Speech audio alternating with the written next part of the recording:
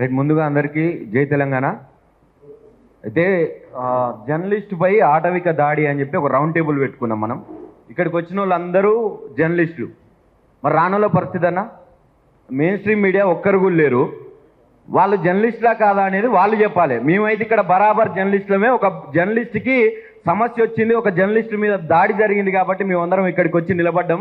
ఆయన అక్రిడేషన్ ఉన్న జర్నలిస్టే. మరి అది మీరు తెలుసుకోవాలి, నిజంగా మీ దగ్గర అక్రిడేషన్లు ఉన్నా లేకుంటే మీరు మెయిన్ స్ట్రీమ్లో పనిచేసినా నిజంగా మీరు జర్నలిస్టులా కాదా అనేది మీరు సూటిగా చెప్పాలి. మీకు మీరు ఆత్మ పరిశీలన చేసుకోవాల్సినటువంటి టైం ఇది. ఎందుకంటే ఇక్కడ కనిపించే అన్నీ కూడా మా కెమెరాలు, మేము పనిచేస్తున్నటువంటి ఛానళ్ళు తప్ప వేరే ఛానళ్ళు ఏవి కూడా లేవు. అయితే ఇంకోటన్నా, ముఖ్యంగా కేసుల విషయానికంటే ముందుగా మీరు దీన్ని ఇనిషియేట్ తీసుకొని అక్కడి దాకా వెళ్ళి వాళ్ళని అరెస్ట్ చేసేదాకా కూడా మీ భయంతో కూడా కొంత లొంగిపోయింది. అక్కడ ఉన్నటువంటి డిఎస్పీ కూడా వెళ్ళిపోవడం, వేరే వాళ్ళని చేయడం కూడా, ఇదంతా కూడా మీకు ముందుగా కృతజ్ఞతలు చెప్పాలనుకుంటున్నా. అయితే తర్వాత ఏం జరుగుతుంది అనేది చాలా డౌట్ అన్న. ఎందుకంటే మనం ఒక కేంద్ర మంత్రి కొడుకు కేసు విషయంలో చూసినాం.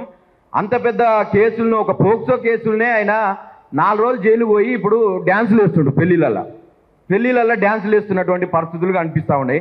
మరి ఈయన అంటే ఇటువంటి వాళ్ళు దొరకరు, ఈ ప్రభుత్వానికి కావచ్చు, పోలీస్ శాఖకు కావచ్చు, ఇటువంటి వాళ్ళు దొరకరు. వాళ్ళు ఇక్కడ లేరు, వాళ్ళ ఫోన్లు స్విచ్ ఆఫ్లు ఉన్నాయి, అవన్నీ చెప్తారు. అదే నార్మల్గా గన్నులు పట్టుకొని అడవిలల్లో, ఎక్కడో సిగ్నల్ లేనటువంటి అడవిలల్లో దాక్కున్నటువంటి అన్నలను కూడా పట్టుకునే అది ఉంటుంది. కానీ పోలీసులకు, ఈ యంత్రాంగానికి ఇక్కడ సమాజం వల్ల తిరుగుకుంటూ ఒక అగ్రకులం అయ్యో లేకుంటే ఒక పదవులలో ఉండే ఒక రాజకీయ శక్తులు వాళ్ళ వెనకాల ఉంటే మాత్రం వాళ్ళు దొరకరు, వాళ్ళ ఫోన్లు కలవవు, ఇంకేం వాళ్ళకు సంబంధించి ఏం నడవవు. అయితే ప్రజెంట్ ఇక్కడ కుల వివక్షత కూడా చూస్తే ఏ రకంగా ఉన్నదంటే, ఇంటికి పోయి నార్మల్గా జర్నలిస్టులు ఒక వార్తలు రాస్తే బయట పట్టుకోవడం, కిడ్నాపులు చేయడం, ఇక్కడ ఉన్నటువంటి అన్నలందరూ కూడా ఎఫెక్టెడ్ అయినటువంటి వాళ్ళే.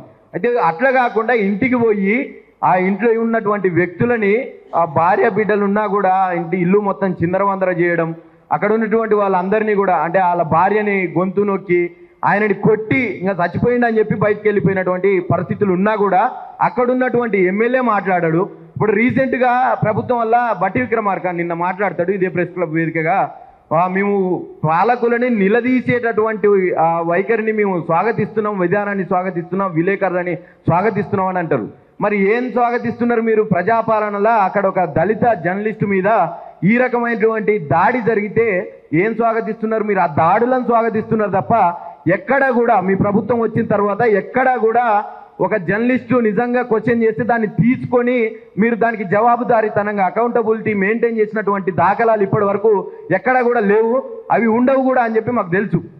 అయితే ఇప్పటికీ కూడా మేము ఏదో మీరు ఒక జర్నలిస్ట్ని చంపితేనో లేకుంటే ఇంకో జర్నలిస్ట్ని కొడితేనో దాడి చేస్తేనో భయపడతాం అని అనుకుంటే మాత్రం అది మీ మూర్ఖత్వం అయి ఉంటుంది.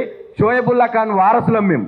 చేతులు నరికినా కూడా ఆయన వార్తలు ఆగలేదు, ఇప్పటికీ కూడా కొనసాగుతున్నాయి. ఆయన వారసులం మేము.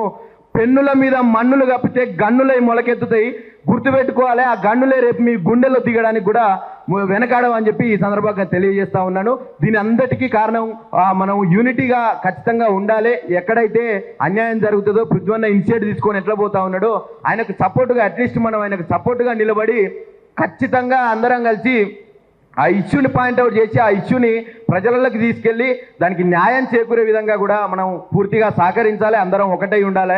దీనికి యూనిటీ అనేది చాలా అవసరం అని చెప్పి దీనికన్నా ఇంకోటి, ఇప్పుడు నేను ఇంతకుముందు చెప్పిన కేసులు పెట్టి వాళ్ళకు శిక్ష పడుతుందా పడదా అనేది డౌట్ కూడా ఉన్నది. దీనికి సంబంధించి ప్రత్యేక చట్టాలు, మా జర్నలిస్టులకు సంబంధించినటువంటి ఒక చట్టం తీసుకొని వచ్చి ఖచ్చితంగా శిక్షించే విధంగా ఏదన్నా ఆ చట్టాన్ని ఆలోచించి మనం ఈ రౌండ్ టేబుల్ వేదికగా దాన్ని షేర్ చేసుకోవాల్సినటువంటి అవసరం ఉన్నది. దీన్ని కూడా కొంత పరిగణలోకి తీసుకోవాలని చెప్పి కోరుకుంటున్నాను. ఈ అవకాశం ఇచ్చినందుకు ధన్యవాదాలు అన్న. జై తెలంగాణ.